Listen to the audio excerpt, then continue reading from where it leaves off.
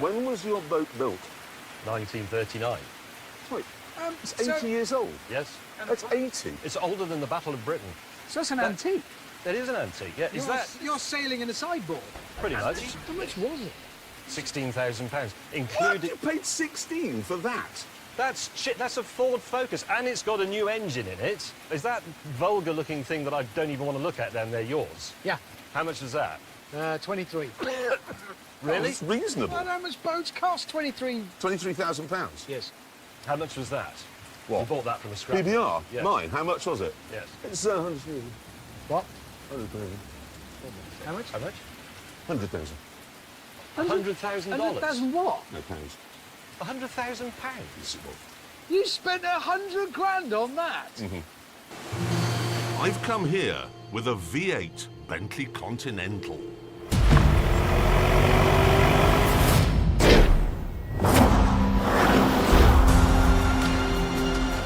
Now, I'll admit that Bentley forged its reputation many years ago at Le Mans, which is in the north of France. But it's changed since then. Now, it's the most south of France brand of them all.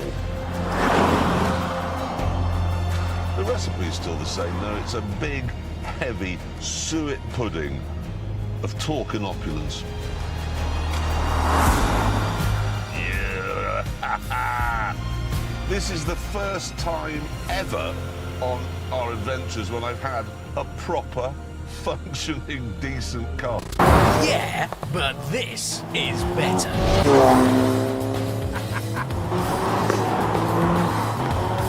This is a Ford Focus RS, the latest version.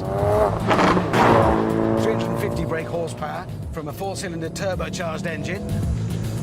It's light, 1,500 kilos, and it's clever.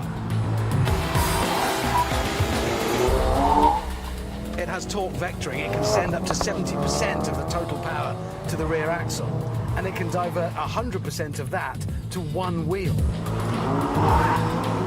I love those crackles and bangs on the overrun.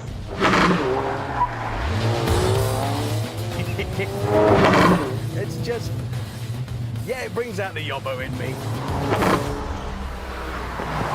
Hello, viewers, and as you would imagine, I've done this properly. I've come in this. This is a Caterham.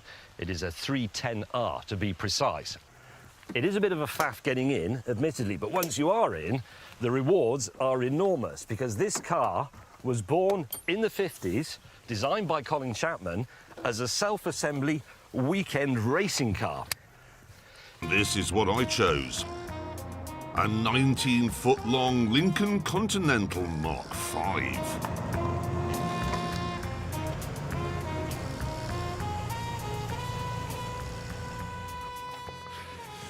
Remember Jock Ewing out of Dallas? He had one of these. Fat Frank Cannon, the TV detective, he had something very similar. Mark IV, basically the same. And what this means is that when I was growing up, I would see a Lincoln on TV every week, and then I'd turn to my dad and say, Dad, can we have a Ford Cortina? Why didn't I want one of these? Why didn't he? Oh, hello.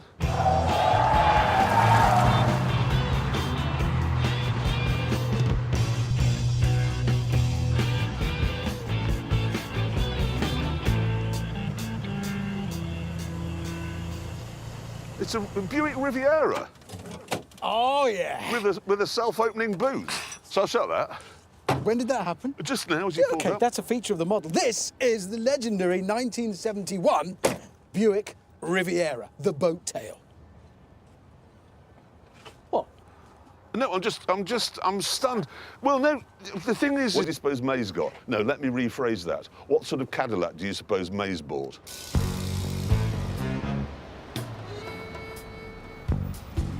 Eventually,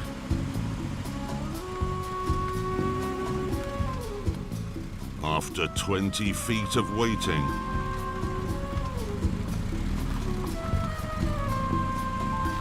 we got the answer.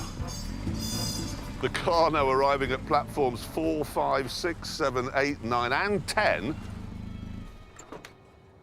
May, Yes, sir. we guessed you'd have a Cadillac. Not just a Cadillac, this is a Cadillac Coupe de Ville. Is it? The Cadillac of Cadillacs. Honestly, driving this, I feel like Elvis Presley. What, dead on a lavatory?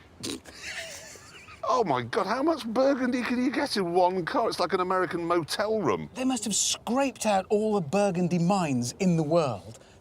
What colour should we make the seats? Burgundy. What about the dash, though? Burgundy. Oh, good idea. But the switch, the button on the end of the cruise control stalk Burgundy. is burgundy. Yes. I've bought this.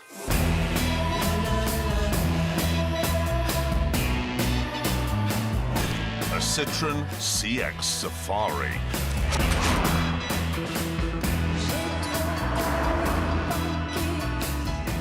It wasn't easy to find one, as most have been turned into motorhomes, but it was worth the effort because this is perhaps the most French car of them all.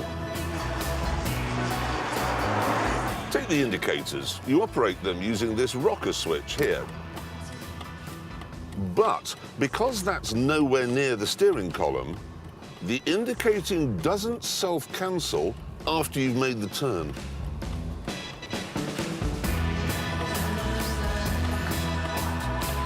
And then there's the stereo, which is mounted vertically between the seats. And that's fine, but if you're enjoying a cheeky pan au chocolat as you drive along and a bit of pastry falls off, which it will, it'll end up in the cassette player, where it will spoil your enjoyment of the Vanessa Paradis song you were listening to. It's as though Citroen's engineers looked at what everyone else was doing in the 1970s and then did something else. Even the brake pedal's weird because it's effectively a switch. The brakes are on or they're off. It's just about impossible to use it properly. Probably easier when you get to your destination to just do a George Michael.